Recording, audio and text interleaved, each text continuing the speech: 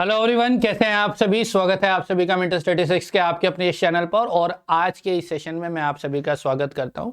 आज मैं आपके साथ 3 इंपॉर्टेंट बातों पे जो है डिस्कशन करूंगा। पहला कि DSSB के अंदर ई डोजियर क्या होता है, इसकी क्या इंपॉर्टेंस है और इसको किसे भरना चाहिए या फिर किसे भरना होता है। बहुत सारे ऐसे बच्चे जो DSSB के अंदर अभी उन्होंने हाल ही में एग्जाम को क्वालिफाई किया है, या फिर वो बच्चे जो DSSB का एग्जाम पहली बार दे रहे हैं या फिर ये टर्म उन्होंने पहली बार सुना है, तो मन में उत्सुकता है कि ये है क्या और क्या सही तरीका है इसको फिल करने का और कैसे फिल किया जाता है। नंबर 1, DSSB जब आपसे एग्जाम कंडक्ट कराती है तो सबसे पहले आप फॉर्म को भरते हैं। फॉर्म भरते वक्त आप कोई डॉक्यूमेंट अपलोड नहीं करते, केवल आप अपनी डिटेल भरते हैं कि आपके 10th में इतने नंबर थे, 12th में इतने नंबर थे। आप अपनी डिटेल्स भरते हैं, कोई फिजिकल या कोई भी डिजिटल डॉक्यूमेंट आप सबमिट नहीं करते।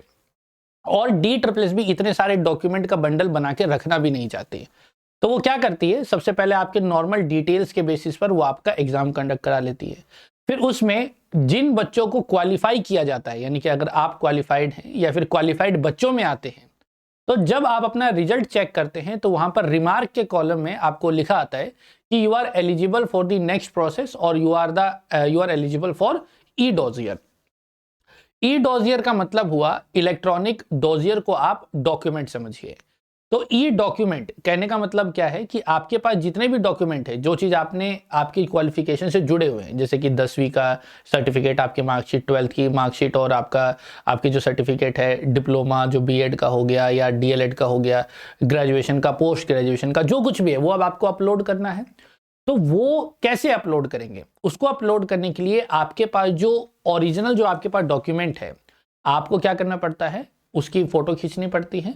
फोटो खींच के आप उसको प्रिंट निकालो, प्रिंट करके आप उस पर आप उस पर अपने सिग्नेचर करो, सेल्फ अटेस्ट करो। फिर उसकी फोटो खींच के आप हर एक की पीडीएफ बना लीजिए। और पीडीएफ बनाने के बाद सभी डॉक्यूमेंट्स की कौन कौन से डॉक्यूमेंट होंगे वो आपसे खुद ही वहां पर आपको बताया जाएगा। इन केस अगर आप ई डोजियर के लिए सेलेक्ट होते हैं तो आपको जाना कहाँ है। नंबर 1, आपको DSSBonline.nic.in पर जाना है, जहां पर आपने अपना रिजल्ट चेक किया था।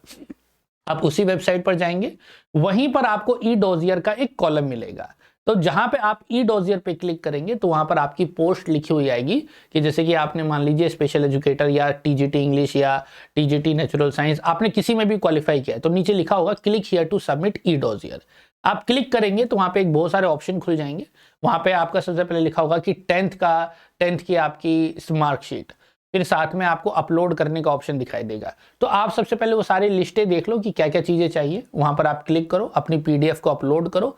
अगर आपके पीडीएफ में कोई ऐसी बात है जो आप बताना चाहते हैं तो वहां पे आपको एक रिमार्क का ऑप्शन भी दिखाई देगा, तो आप रिमार्क में अपनी बातें लिख भी सकते हैं।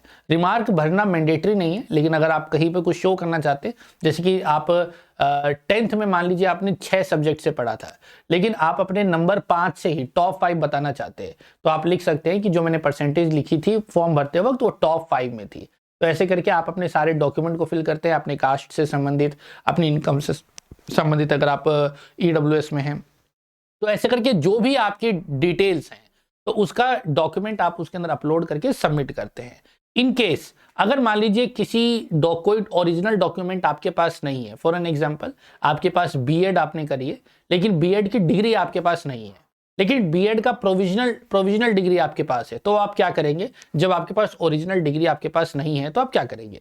अगर आपका प्रोविजनल है और आपका समय अभी तक कंप्लीट नहीं हुआ है तो आप प्रोविजनल डाल सकते हैं, कोई दिक्कत नहीं। लेकिन अगर समय पूरा हो चुका है तो आप एक काम करेंगे, आप अपनी यूनिवर्सिटी में संपर्क करेंगे और वहां से डिग्री ला करके आप उसको अपलोड करेंगे। इन केस यूनिवर्सिटी भी आपको नहीं देती तो यूनिवर्सिटी से आप प्रोविजनल को ही एक्सटेंड करवा के उसको आप फिल करके वहां पर डालेंगे। इन केस अगर कुछ भी नहीं होता, केवल और केवल आपके पास प्रोविजनल है, तो आप प्रोविजनल की फोटो खींचिए और एक दूसरा पेपर लीजिए, उसके ऊपर एक अंडरटेकिंग लिख दीजिए कि ऐसे ऐसे I am submitting the provisional document for my BEd degree and during the physical verification I will submit my original documents। एक अंडरटेकिंग कि भाई अभी आप प्रोविजनल दे रहे हैं क्योंकि अभी यूनिवर्सिटी ने इशू नहीं किया है, जिस टाइम वो इशू करेगी या डॉक्यूमेंट वेरिफिकेशन के टाइम पे जो फिजिकल जब होगा उस समय आप सबमिट कर देंगे। तो प्रोविजनल और वो डॉक्यूमेंट दोनों की फोटो खींच के उसकी दोनों की एक पीडीएफ बना के वो आप अपलोड कीजिए और सारी चीजें इंश्योर कीजिए कि सब कुछ आपने ठीक भर दिया है।